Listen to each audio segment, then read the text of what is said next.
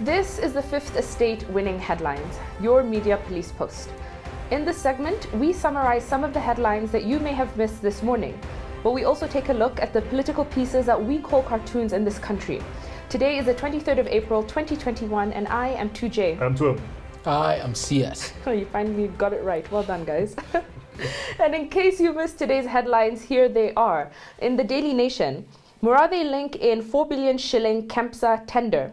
In the Standard, who's behind BBI error? And in the Star, heartless head teacher hired goons to kill husband. Oh, wow. Goodness. I think we should start with the most topical. Who is behind the BBI error? I've taken some interest in the questions being raised by the Standard. They're presenting a hypothesis with two limbs, that either the BBI process is being handled with a measure of carelessness, resulting in seemingly basic errors, or in the more likely alternative, someone is playing games, dangerous games. Yes. Let us leave that there for a moment and spark it there. Yesterday, this panel submitted to you that the nature of the errors committed as regards the BBI bill should not suffice to derail the BBI train. We argued that the errors were errors of form and not errors of substance, typos, and that we should therefore not unravel the progress rightly secured by sacrificing the substance of the positive constitutional changes being advocated at the altar of paying undue regard to procedural technicalities. We cannot pause a revolution because of typos. Let history bear us witness. Our 2010 constitution had 93 errors. Yes. Some might even argue 101 errors by the time the draft was submitted to the electorate and referendum. We also submitted that what is important is to ask what the intention of the county assemblies was in issuing a positive endorsement of the bill. Thankfully, our views are shared by the Justice and Legal Affairs Committee of Parliament. They have finalized their report and forwarded to the speakers for the report to be debated in plenary. Critically, they have stated that there is only one BBI bill and only one report on the BBI bill, that the typos that were flagged did not affect the substance of the bill, and any reasonable person can expect that a typo should not compromise the presence of mind of legislators debating constitutional amendments.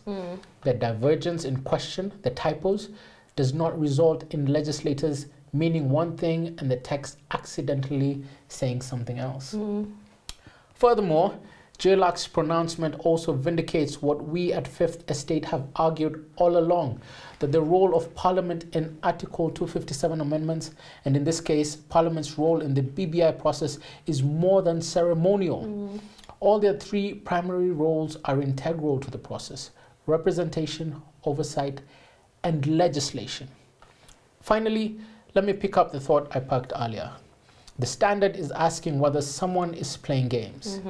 Yesterday, 2J highlighted the law of unrelated things with respect to what has now emerged on BBI errors, the constitutionality of CAS positions and second-term CSs, and the halting of CJ recruitments, which effectively keeps Mwilo as CJ for longer. 2J's view was that there is a common thread, and that thread has an owner, and 2M and I agreed. In my considered opinion, the owner of that thread is the Deputy President, and I'm sure 2M will also agree. The Deputy President is a man who has the trappings of power and state resources at his disposal. He's a man richly endowed with cunning, but he's also a man who is idle, and an idle mind is the devil's workshop. And it would therefore appear that in recent times, the devil's workshop has gotten into the business of manufacturing threads designed to trip up an executive in full sprint. Oh, wow. Whoa. Very true. See, as you said, Karen is an idle mind. You said Ruto. So Ruto is an idle mind. Now, what happened this week with the judiciary rendering cabinet invalid and halting the Chief Justice interviews is an exact replica of the 2017 election. Back in 2017, we hypothesized that there was an unholy alliance between MARAGA and IBC. Excuse me. In our view, this alliance never died. But before we tell you why, allow us to remind you the transgressions of MARAGA and IBC. In doing so, we will pose 3 questions. 1, how does a commissioner called Apombe take a flight and flee to the United States days before the second 2017 election. Wasn't her aim to force a constitutional crisis by lowering the quorum of sitting commissioners, thus malfunctioning the election? 2, when Chebukati, just before the second election, said that he isn't sure of delivering a credible election, wasn't he telling us that the second election was as good as dead? And 3, when MARAGA called a session of the Supreme Court a day before the second election to adjudicate on whether the election will happen or not, wasn't he going to cancel the election? Oh, yes. I mean, the fellow had already annulled an entire presidential election. It wouldn't take much to cancel the second one, by the way. This time round, we smell mischief again. Indeed. And it has started early. The most appalling is how only 13 counties could have passed the correct bill. I mean, how can 34 counties pass a deficient bill? Who could have been responsible for this? I have a suspect in mind, guys, and his name is Chebukati. And that's because Chebukati just had one job. Yes. Send the BBI bill, only one copy, to 47 counties. But 34 counties allegedly received the wrong copy. A rational mind would therefore ask, how did 13 counties and 34 counties receive different copies? In our view, the idea was to sabotage the BBI process. And don't be shocked if some fellow called DD goes to court to ask that BBI be taken back to the county assemblies. And if the courts are part of the play, that's exactly what they will rule. More importantly, we ask, why would the judiciary take 4 years after cabinet was sworn in to rule that some ministers are illegally in office? That's a mad ruling, but there's a method to madness. Indeed. And we will locate that madness. That ruling has an owner and a beneficiary. This, coupled with Mwilu's judiciary, is telling Mwilu's JSC that, oh, the people you chose for interviews for the CJ job may not have been duly selected. Ladies and gentlemen, we smell monkey business here. But this monkey business we have seen before. And if we have seen this before, we want to ask who benefits from it. Answer is simple. It's William Ruto, which begs the second question. If every crime has a signature, does it mean that Ruto was behind the annulment of the 2017 election? Interesting. So I think you guys have covered the most interesting headline of the day. Yes. I'm deciding once again that I don't want to address any of the headlines. Okay. Instead, I want to ask a question. And I have a very simple question that seems to have no answers, and it bothers me. The essence of this question is, what is William Ruto's vision for Kenya? I say simple because in theory, it should be.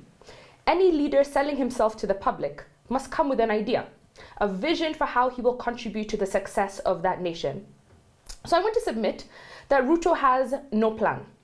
In fact, everything he has suggested, he begged, borrowed, or stole from someone else. The Hustler Nation, the Hustler narrative, and even the Hustler Mansion are not his own. In fact, the very idea itself of the Hustler Nation was born here at the Fort Hall School of Government. Absolutely. His so-called vision of bottom-up economics is basically devolution with a new name. And without legs. Let us not forget, the purpose and function of devolution was to decentralize decision-making and money matters to the lowest administrative unit. Ruto has taken an already existing idea and he's just rebranded it. But William Ruto has told us two things. Firstly, in his own words, he has said that the Jubilee administration is a failure and that it has not succeeded in its goals. If so, resign. Be the opposition and show us your point. Otherwise, he's just throwing stones while living in a glass house. Secondly, he claims that the hustler narrative is meant to promote bottom-up economics. But let's call a spade a spade. He is riding on the backs of the poor masses to make him president. How sickening. If devolution is hustlernomics, but by a different name, what exactly is Ruto selling? He's selling something that Kenyans already have, our constitutional given right. So then we get to the why. In my view, the deputy president knows that Kenyans are stupid. Very stupid. He knows that we don't engage our leaders. He knows that we don't read our laws. This is why he can sell us snake oil and call it a solution.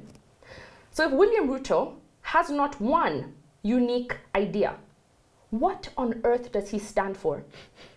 I, for one, I honestly don't want to find out. And on that note, I guess we need to look at the headlines. I remind you, our audience, that we have a 3-part criteria as we look at the headlines. Yeah. We ask ourselves, is it topical or speculative, repetitive or groundbreaking, or thoughtful or just plain lazy? I would suggest that we toss the star. Heartless head teacher hired goons to kill husband. Yeah. The Daily Nation, based on speculation alone. Morade link in 4 billion shilling KEMSA tender. Out. Yeah, until we have facts, I don't want to hear about it. Exactly. What do we think about who's behind BBI Error? Pertinent question. That's good. We've told people. Exactly, who's behind it. Yeah. Okay, so there we go. We get a winning headline from The Standard. And now, our final thought. It is inspired by the book entitled The Rise and Fall of the Great Powers, Economic Change and Military Conflict from the year 1500 to the year 2000. But before that, let's have a summary of the books we've looked at this week. Yep. All through this week, we've been looking at the rise and fall of empires. And we started on Tuesday with looking at the Ottoman Empire using the book The Fall of the Ottomans, The Great War in the Middle East by Eugene Rogan. The Ottoman Empire was one of the largest empires in history. It existed for 600 years from 1299 to 1923, and at its peak included the territories of Bulgaria, Egypt, Greece, Hungary, Jordan, Lebanon, Israel, and the Palestinian territories, Macedonia, Romania, Syria. We looked at some of the factors that had led to its downfall and asked the question, are multi-ethnic societies doomed to fail as the Ottoman Empire did, or is there hope in coexistence? On Wednesday, we looked at the British Empire using the book The Empire Project, The Rise and Fall of the British World System, 1830 to 1970, by John Darwin. The British Empire was not an empire as we understand the empires of old, but the British system controlled territories through an intricate and extraordinary web of constitutional, diplomatic, political, commercial, and cultural relations. The British Empire was a project resulting from the deliberate and largely self-interested choices of British decision makers. And on Thursday, our final thought was inspired by the Roman Republic. We discussed the book Rubicon, The Triumph and Tragedy of the Roman Republic by Tom Holland. The book tells the story of the end of the Roman Republic and the subsequent establishment of the Roman Empire. The book takes its title from the River Rubicon in the northern Italian peninsula. We shared with you our thesis as students of government that the Roman Empire fell because it rose on the ruins of a fallen republic. And today we finish with just a general look at the rise and fall of great powers. And I just want to say, as we went through all the books this week, I think it just reminded me of colonizers and being colonized and how it's not a new thing in history, right? But it also made me think about maybe one day Kenya will become a colonizer. Oh, I don't know. Absolutely. And I think we have some neighbors who may need some colonization. Names withheld, 2M, don't you dare. I know you know what I'm thinking. Anyway, back to the book. This book was first published in 1987, and it explores the politics and economics of the great powers, as 2M said, from 1500 to the early 2000s, and the reason for their decline. It then continues by actually forecasting the positions of China, Japan, the European Economic Community, which was what we know as the EU today, the Soviet Union, and the United States through the beginning of the 20th century. And so this book is about national and international power in the post-Renaissance period. And it seeks to trace and explain how these various powers rose so quickly and also in some cases fell relative to each other, also in the context of globalization becoming an emerging factor. And so the author's prime contribution is a now famous concept of imperial overstretch. And this is an idea that empires fall largely because the military commitments that they acquire during the period of their time become too much to sustain. And once they lose that economic competitive edge that got them there to that first place, the next step is collapse. And so he charts over a 500-year period how economic resources fuel rises in power, that lead to this military buildup, Yes. that you then have to end up protecting all those things that you have acquired. Absolutely. And he says over time, more and more military resources are needed to maintain those very same empires. And those great powers invest more in their military, end up neglecting their domestic investments to strengthen their economy, leading to waste and decline. And so despite that fact, these military endeavors are not always the reason for an empire to exist. They become a secondary thing that you then have to chase and maintain. And so he says this is what leads to that imperial overstretch. As an empire strains to resolve every crisis, you're turning to look to every neighbor who may want to get in your way. Yeah. You end up going broke and bankrupt, and then you collapse. Precisely. But in the end, this book, I think, is still a very useful guide to understand how states work to increase their economic and military power. Yes. Trying to build on your strengths while actually trying to mask your weaknesses in front of your enemies. Yes. So I thought, yeah, very good historical book. I enjoyed it. Yeah. I love it. And I want to dedicate this book to Kenyans. and I know many of them don't read. So I decided to summarize a small part of a chapter for them. It's chapter 4.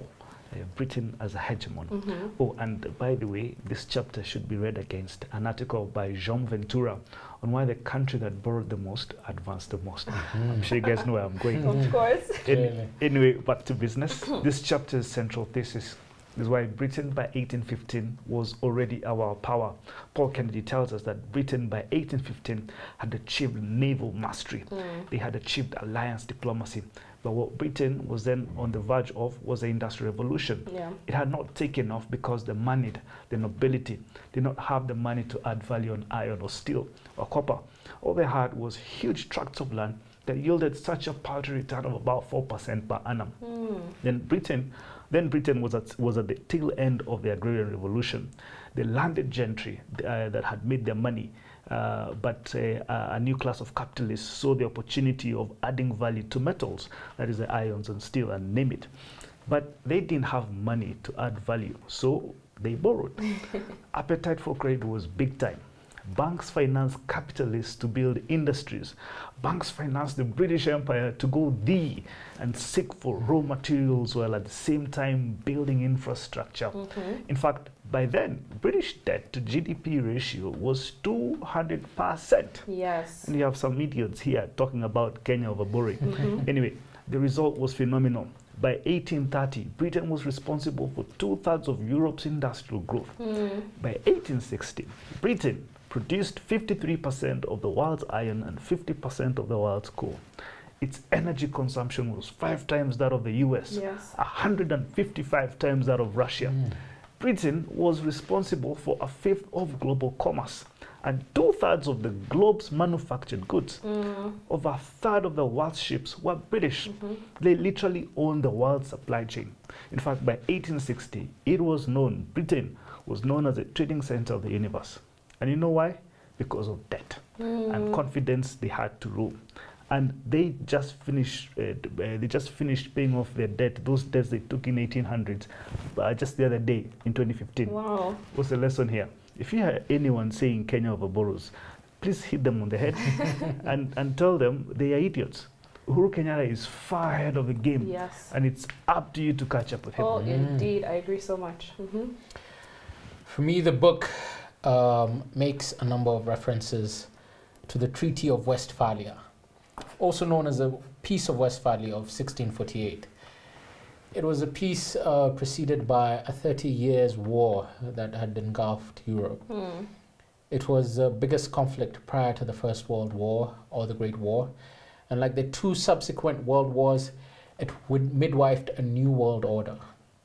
The Treaty of Westphalia effectively sounded the death knell of imperial authority or imperial overstretch and heralded the birth of nations. When I first learned about the Treaty of Westphalia, it made me realize how young nations in general are. If one looks back on the history of time, even before mankind, it should not require a monumental leap of the mind to realize that the very idea of the nation state is really still in its infancy. For instance, a democracy like America is only 244 years old. Britain only became a constitutional monarchy about 90 years before that, and signed the Act of Settlement, securing a parliamentary system a decade later. It sounds like it happened a long time ago when you consider the events in isolation. But in the context of human history, the perspective shifts, and all of a sudden, the Declaration of Independence and the Act of Settlement seems so recent. Yeah. As a student of history and as a Fort Hall student of government, the realization is this: we should be careful not to fall into the delusion of the Brits who believe that the sun would never set on the British Empire, or the Romans who took it for granted that the Republic would endure ad infinitum. The realization is that empires rose and fell just as surely as nations are recent. There is no guarantee that they are permanent. Yes. Nations as we perceive them today are not like diamonds. They are not forever. That is why book clubs like Linda Katiba and David Day and Martha Karua should not be so obsessed with the 2010 Constitution. So true. It is not Shangri-La. It's only one more step, one more milestone on our journey to promised lands. Absolutely. It is not a destination. Indeed. We must ever reimagine who we are in light of who we can be. As you ponder that, riddle me this. Why did Nyerere, Kenyatta, and Obote contemplate an East African Federation? And why are we now thinking about an East African political confederation? Novus Ordo Seclorum. There will emerge new world orders, and they will belong to those who have the courage to imagine something more than the transient status quo. Wow. Fantastic. I think Excellent. I was going to give a quote, but I think I would ruin it based on how you ended it. So I'll just leave it on that. Hopefully Kenyans decide to pick up a book this weekend. Absolutely. You know, and think a little bit more about history in the context of the future as well. Absolutely. So on a day when we had a winning headline from the Standard and no winning cartoon, I leave you with nothing. So don't forget to find us on your TV screens. We are on Pang, Pang Free to Air, Go TV, and Star Times. Also, don't forget to subscribe to our YouTube channel. Have a lovely weekend. We'll see you on Monday.